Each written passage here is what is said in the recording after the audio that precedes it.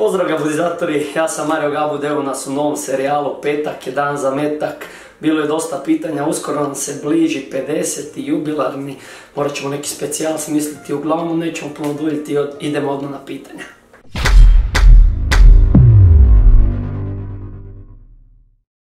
Kako povećati biceps i triceps bez proteinskog šejka? Pozdrav kralju, pozdrav majstore. Ovako, biceps i triceps bez proteinskog šejka, nebitno, znači svaki mišić, ne treba ti uopće proteinski šejk u životu ako ti proteine dovoljno unosiš sa hranom, znači neki, ajmo reći 1,5 gram po kilogramu tjelesne mase, ovoga bi bilo dosta. Normalno ovisi koliki ti je omjer mišića, sala i ostalo, ali recimo da je grami po kilogramu tjelesne težine. I to je to, nije nužno uopće da ti koristiš proteine, znači treniraš normalno i raščeti svi mišići kao da i ne koristiš proteine. Proteine u prahu. Dijabetičar sam, imam 17 godina, počeo sam vježbati prije 1 mjesec, jer me dijabetes može sputavati u napretku. Veliki pozdrav. Pozdrav care.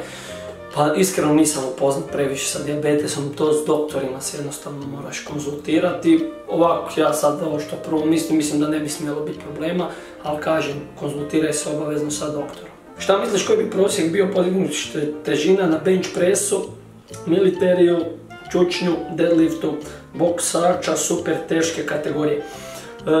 Ovisi kojeg, recimo mislim da ovaj Tyson Fury ne može dići ništa, znači da ne može dići možda 30% manje nego ja koji imam 80 kila, dok recimo, vidiš i sam po konstituciji, recimo Joshua sigurno može bolje liftat, općenito možeš vidjeti po konstituciji ko diže utege, ko ne diže, ali nužno u boksu to nije toliko potrebno, tako da moraš imati neku osnovnu snagu, eksplozivnu snagu, ali ta neka, ajmo reći, maksimalna uopće nije toliko bitna. Tyson Fury protiv Joshua, jako dobar meč.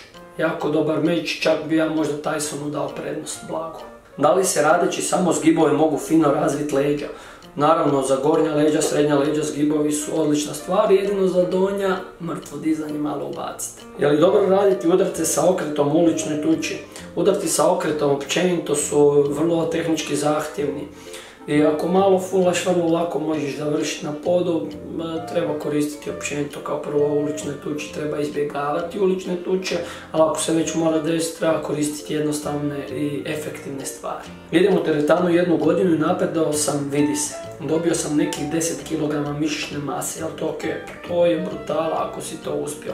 Vjerojatno tu ima malo i ostali stvari, nije to čisto meso, ali vjerojatno je sve lijepo napumpano, tako da 10 kg je vrh, znači to je praktički natural, jako teško ili nemoguće napraviti, osim ako nisi dobar genetičar i ako si početnik, znači početnicima to puno bolje ide. Jel se može raditi biceps pregib sa ravnom šikom? Može i odlična je stvar, malo šire primiš i vrhunski.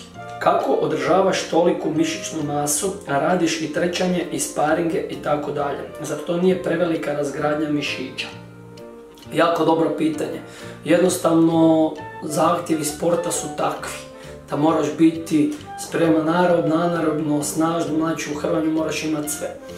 I jednostavno, znači moraš i puno jesti samo od sebe, znači to ide, ja nisam sad bodybuilder, imam nešto više BF, ali ako pogledaš sve hrvače, svi su napucani, ono brutalno. Lako je biti motiviran i vježbati kada si mlad. Ja sam nekada vježbao i po 3 puta dnevno, ali evo kako starim sve više imam taj problem sa energijom. Dakle, kako povećati razinu energije kada pređemo 40. Pa to je jednostavno normalan biološki pad. Nakon 35-40 godine testosteron dosta značajno opada i normalno je da imate nešto manje energije, ali uz treninge se to može održavati na jednoj jako dobroj razini, znači jednostavno moraš biti jako glavi, redovito trenirati i vjeruj mi, bit će tu još uvijek jako dobrih rezultata. Imam 15 godina, gornji dio tijela mi nije loš dok su mi noge mršave i slabe, šta da radim? Ja vjerujem da ti znaš odgovor. Ja vjerujem da svi ovdje koji gledamo ovaj video znamo odgovor. Nema šta care, rokaj noge malo jače, malo podutegić, malo čučanj, malo iskoraci s opterećenjem, malo vanjskog opterećenja i noge ima da buknu. Noge brzo padaju, ali jako brzo i rastu, znači to su najveći i najjači mišići na tijelu. Da li Coca-Cola Zero stvarno nema kalorija?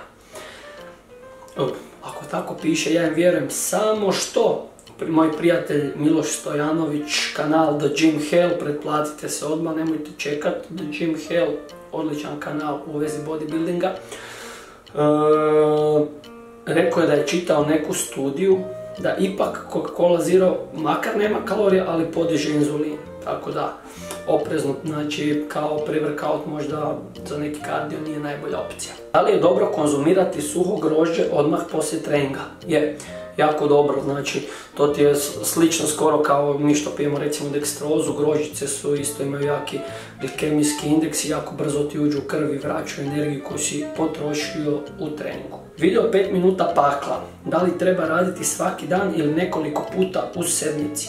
Pa recimo to možeš raditi i svaki dan, ovisno kako tebi odgovara.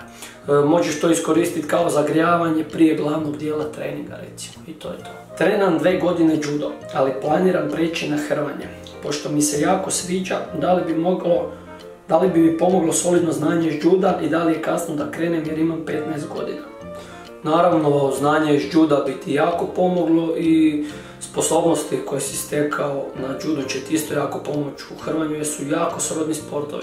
Što se tiče kasno, nikad nije kasno, ja sam počeo hrvat sa 24 godine, sa 27 godina sam postao prvak države, sa 26 sam bio vice prvak države, tako da nakon godinu i pol treniranja, tako da nikad nije kasno.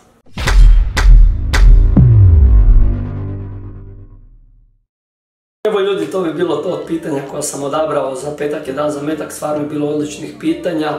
Ako vam se video svidio, udarite like, napišite mi komentar podrške ili pitanja za sljedeći petak je dan za metak.